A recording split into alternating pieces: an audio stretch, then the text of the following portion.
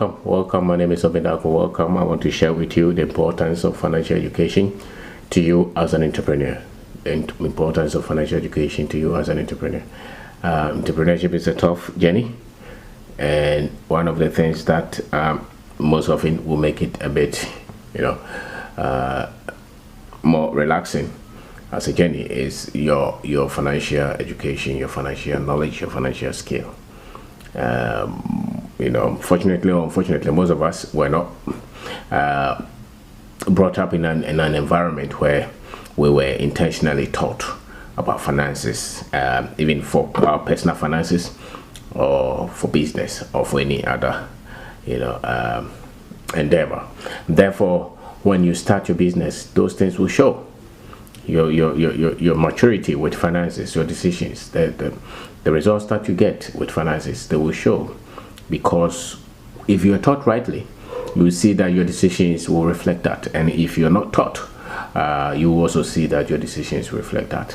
That's why when you go to the market, market women, market men will go to microfinance and they give them some kind of loan and they say they pay them within 6 months. But by the time they finish paying the 6 months, they have actually paid double of the money that they were giving, and most of them will not even calculate it to detail. So you will be working for the microfinance company or the bank or the savings and loans company.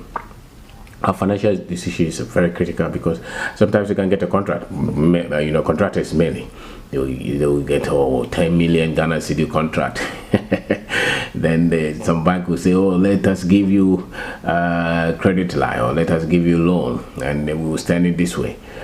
Most of us will not even sit down to do the calculations well, because what we are looking at is just the sum, the contract sum. We have so much fixated on that. We believe that once the big contract is big, it means that sometimes some people do business, and because their sales are huge, they think that the sales means they are making profit. No.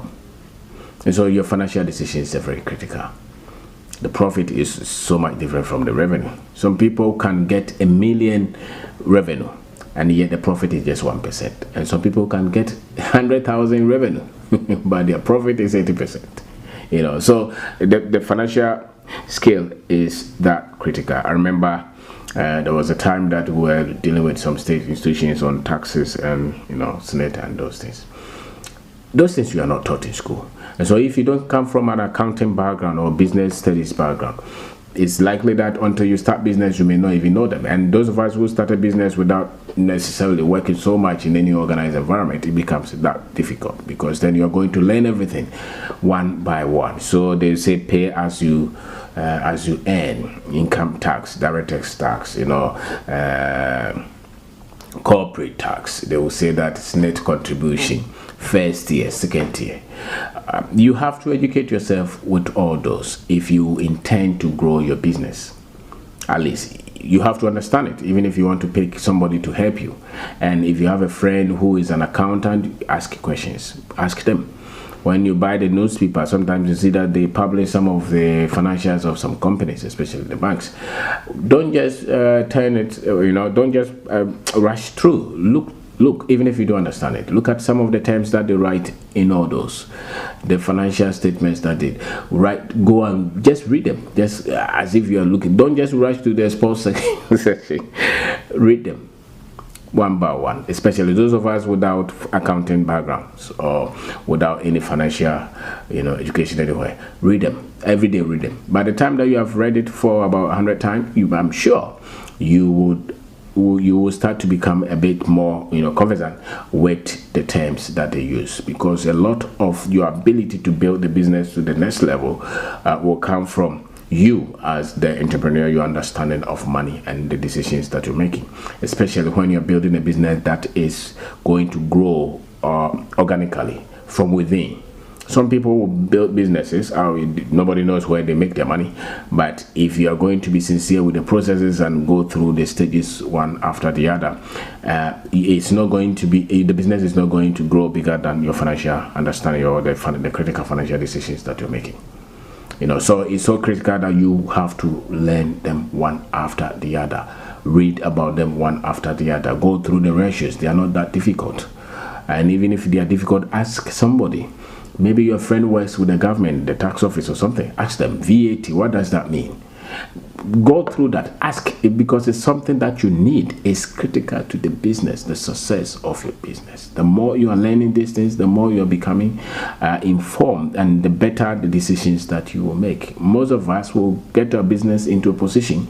The business is growing. Then all of a sudden, just one decision brings everything down, because you are not using the right financial tools. Maybe you started to see some some excess, then you went to buy a nice car, or you went to buy another house, or start to build a house. Most of us, instead of us to pump the money back into the business and to grow it, you say no, now that I've seen money, I'm tired of renting. Then you go and put money in the land, you lock the capital, the business starts to go down. Maybe you're even working with bank loan. Before you see it, you're in a difficult situation, and everything else is going down because of financial decisions. So financial decisions are so much important. The more you study them, the more you learn about them, the better. And the more you cannot structure your business if the financial decisions are weak. Some of us cannot even get anybody to come in to help, whether it's the bookkeeping or even the accounting itself, or maybe somebody even helping you with the taxes. Most of us don't want to get close to that at all, because we think they are difficult. Yes, some people have done this, and maybe they have very good people to help them. But if you don't have anybody, learn it. Get some young man, some young woman who can help you. Explain to them. Explain those terms to you. They are important to you building a very good business. Financial education, financial skills, they're critical to you succeeding with your finances. Most people are just hoping that one day the business will explode. Most people are just hoping that one day their finances will change. Finances don't change like that. Even if you win lotto, or somebody else comes to give you a lot of money, for you to conserve that money and even grow it, you will need some level of expertise. And you can't just hand everything to somebody to say that make all the decisions for me. No, you have to also have the basis right, and they are not that difficult. We just have to be told. We just have to be taught that this is it. This is what we have, and you can get the basis. So get some books, get some information, ask somebody, continue to ask the questions. The ratios that they use in our country in terms of the payee, understand them. Even if it's you that you pay, only yourself, that you put yourself on the tax, it will help you to understand it. Always start from where you are, small, where you are. If you want to grow a business, you must structure the finances well.